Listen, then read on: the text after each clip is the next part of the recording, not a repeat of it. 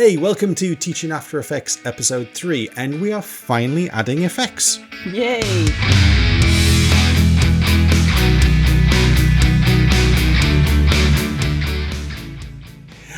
So we've got this clip from our first video.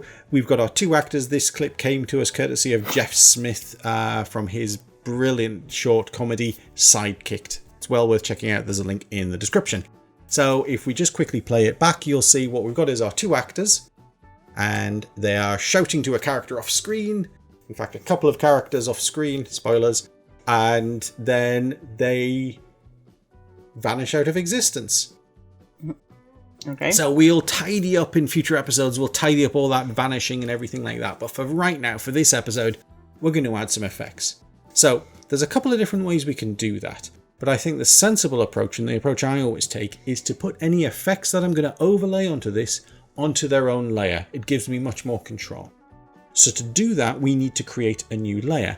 And we don't need to go and get an image of a blank JPEG or something like a blank PNG or something like that. Instead, we can go to Layer, New, Solid. And a solid is like a JPEG that only exists inside After Effects. We don't have any files to save. So black is perfectly fine. We could change colors, but we want it to be black for this one. And there's a Make Comp Size button so that it will fill the whole screen. And click OK. Cool. So it's put the layer at where our current time indicator was. Now that's a setting, but it's in preferences. I always like it there. We don't really want anything to happen because our actors haven't responded to being hit by a laser in the way we've edited this. So we'll go to about 7 seconds in the timeline.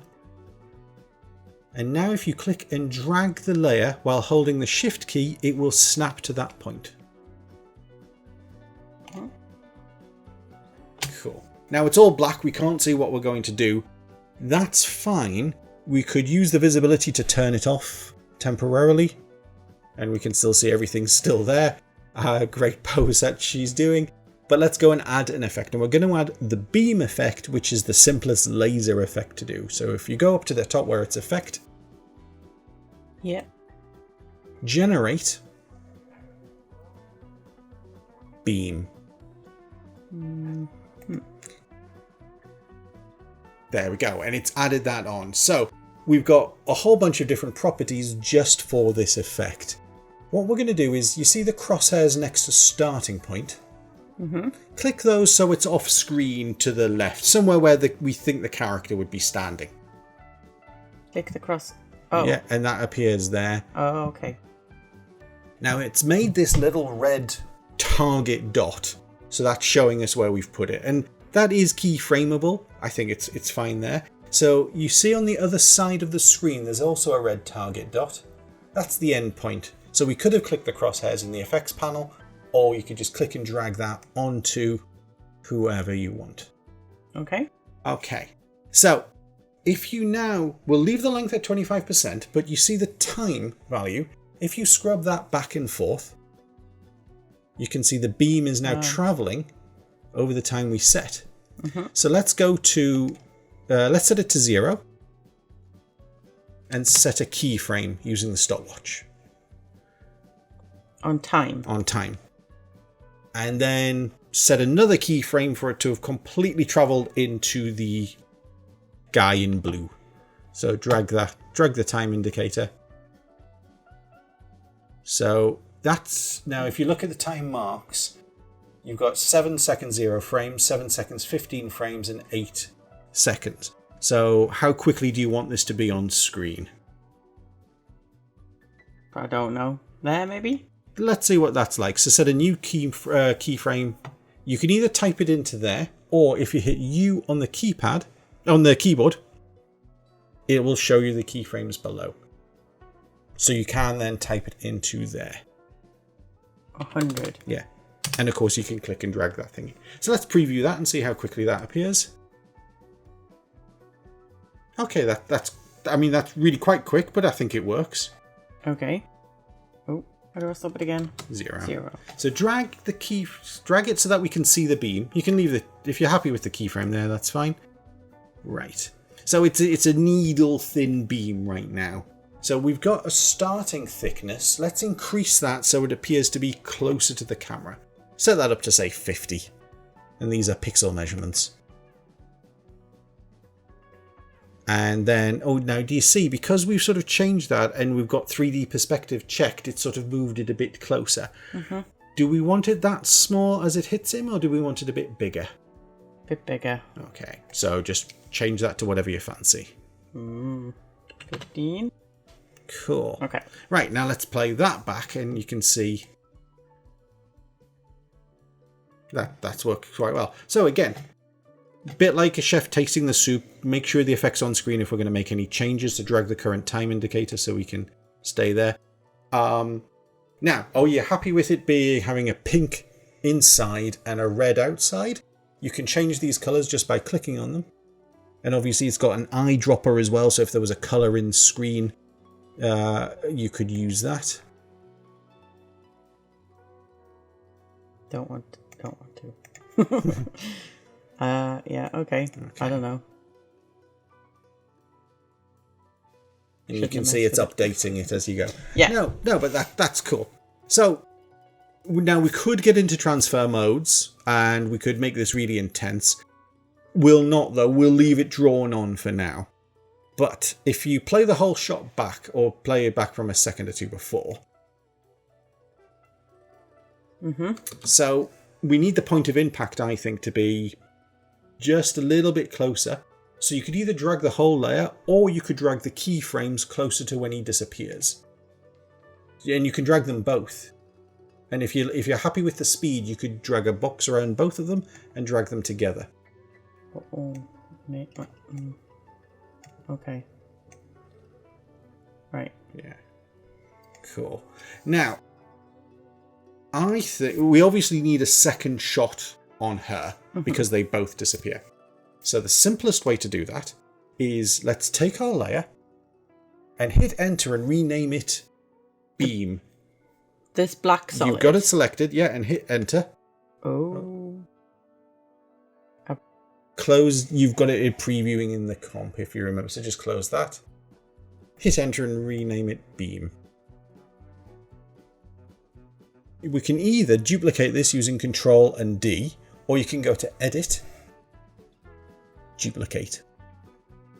And you can use this to duplicate effects, layers, all sorts of different things, depending on what's selected. They're both pointing at him, and then they're in the same time space. So let's drag this one a couple of frames early. Oh, okay. This actual... Yeah. So now we've got two beams hitting him. So let's change the end point of the beam that's selected, because beam 2 is there, and it's there too. So let's change its end point, exactly how you're doing it, onto her. And is it going to come from the same person shooting, or is it coming from somebody else?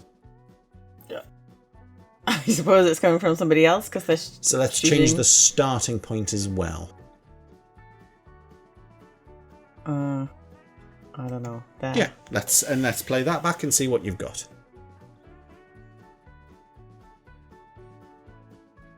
Cool.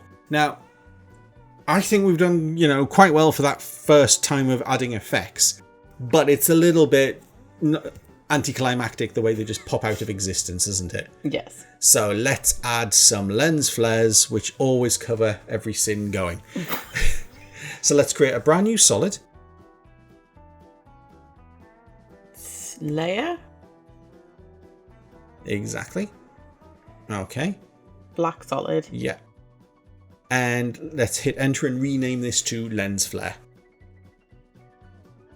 After Effects comes with some 3 basic lens flares. So go to Effect, Generate, lens flare.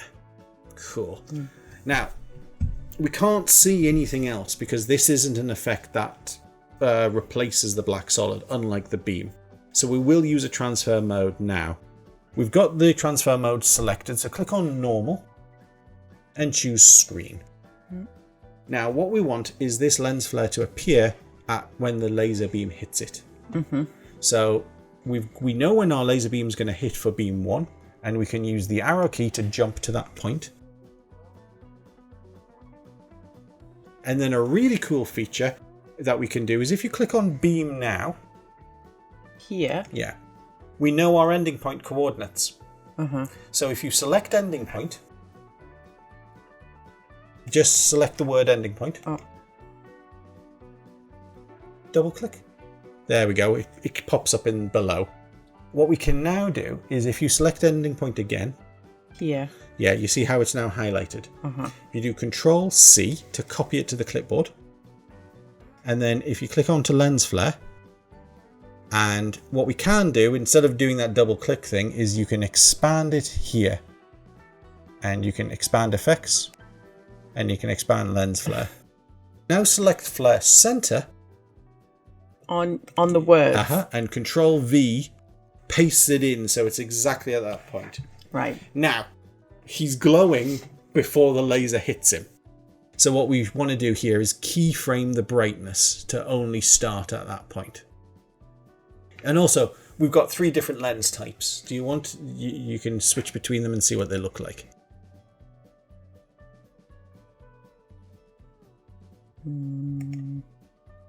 Cool. Right then. So, let's set the brightness at that point there, where it is right now, because it's just as the lasers hit him, to set a keyframe for that to 0. To 0. So it turns it off. Okay, and then using the page down key, go a few frames forward until he's disappeared. A couple more, maybe. Right, there we go. And now set a keyframe to like 200%, so we get a big whiteout of the screen. Excellent. And then move forward about half a second and set a new keyframe to 0. About there? About there. Okay, let's play that back and see what we've got. Now, we've only got that lens flare on him, so let's duplicate our lens flare layer again. And let's expand beam 2's endpoint coordinates.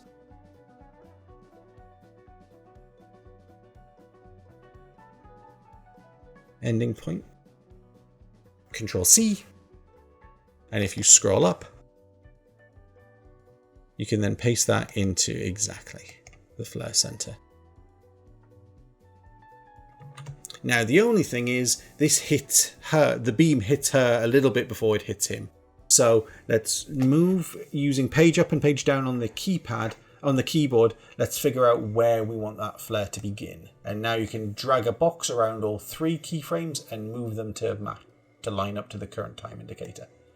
Holding shift and they'll snap to that point.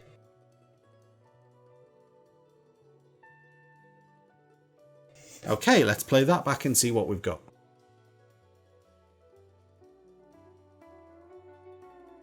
Yeah, kind of, yeah. Yeah. Yeah, it's not perfect, but it'll do. Yeah. So you've now just added 2 lots of effects to a video. Cool.